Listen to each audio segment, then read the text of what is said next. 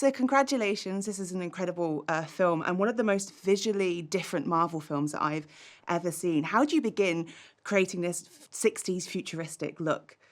Well, we looked at the comic books to start. We looked at the work of Jack Kirby, who was the first artist who created the Fantastic Four. We looked at Syd Mead, who was a concept artist from the 60s as well, who was imagining a retro future world. What would the future look like to the people of the 60s?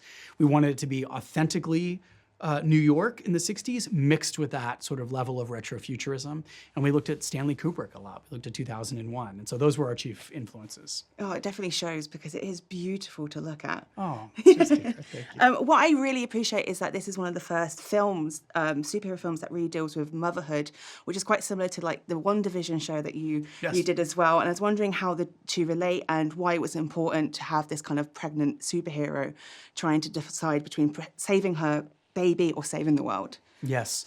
WandaVision and Fantastic Four are similar in that they're about real families, right? So many of the families are found families in Marvel or in DC too, whether it's, the Avengers or X-Men. This is a true family with all of their, messiness and all of their humor and heart. And part of that is children. That's one of the things that makes the Fantastic Four so special is Franklin and Valeria, eventually their other child. My wife is the biggest superhero I know. And the way she balances work and motherhood is incredible to me. And it's the same thing for Sue. I wanted to put, as much of her in Sue as possible. She can do anything. Amazing. And firstly, that doesn't mean that you've put a lot of yourself as Reed because he's such an anxious father and he's like determined to like protect her at all costs. Is that a little bit of yourself and your own fatherhood? Definitely. I put myself as a parent in this movie. It's my chief way in, and I think as parents, we're very concerned about the future of our children. We want them to have safe, happy lives. But at some point, you also have to realize that their lives are for them to live, right? And they're going to have to go out on their own.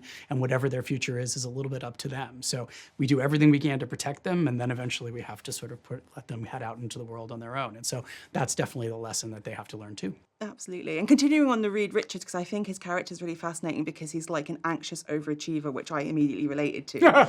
He just wants to be the smartest, and when it goes wrong, he punishes himself. How did you work with Pedro on creating this kind of like makeup for his character? Reed is a great character. Pedro brings him to life beautifully. And, he is scientist. He is 5 minutes away from saving the world or destroying it at any time in his lab. He's a genius person, but at the same time, he's also a loving father, a great husband. He is, very concerned for his family more than anything in the world. And so, that emotional core to him is just as important as the intellectual part of it. So that was a big part of it. And also, I think the Reed and Sue dynamic is so important to the movie. It's the heart and the mind coming together. Sue is emotionally intelligent in a way that Reed isn't, right? And so they balance each other in a perfect way. Absolutely. And I think having Galactus as the main villain here is so fascinating because previously Marvel villains have had motivation. They've had Thanos had the understanding he wanted to save the world and rid half of it. But Galactus just wants to eat and he wants to devour and he wants to consume. And I think that's more scarier when you don't understand. So how did you come about making this villain pop on the screen? Yes, well, you'll find out when you watch the movie that he actually does want something. Yes, which is a big part of our movie and our story. And I don't want to say too much about it until you've had a chance to see it. Amazing. Yes. Well, thank you so much for talking with me today. Thank you. It's been an absolute pleasure. And yeah. good luck with the rest of the day. Thank you very much. You too. Ladies and gentlemen, you're watching Hey You Guys! Hey, you guys! Hey, you guys! Hey, that's what they all say. Hey, you guys!